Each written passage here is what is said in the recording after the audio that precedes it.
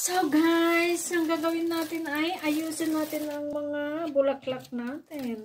Ayan, ang ating bulaklak. So, nalagay natin sa base. So, itong isa ay nilagay ko na. Ayan. So, kailangan ko malaking base. At nasaan yung isa? Actually, ano yan?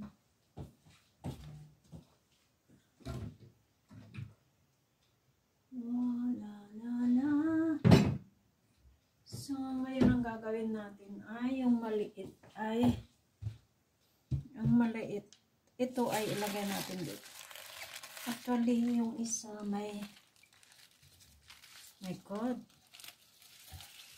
it's not kasha, you know.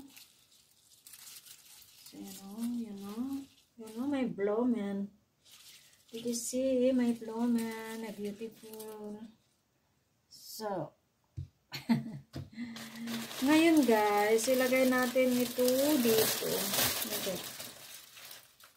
Sira na yata. Ayan. Alam nyo ang ano to? Ang bulaklak na ito.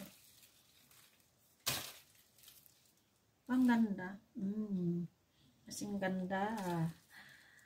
Nang nagbigay. Actually, yes. This foundation. Super. And then, I need to put this one. Okay. Wow, I love it. I love it. Gusto ko yung kulay, guys. So, ayun guys. Tapos na yung ating bulaklak. Saan natin nilagay? So, lagay natin dyan at mamaya ayusin natin. At syempre, may mga pa-roses pa. Ayan, may roses pa ako. Ayan, may roses pa. Roses pa ako. Ayan, may roses pa tayo.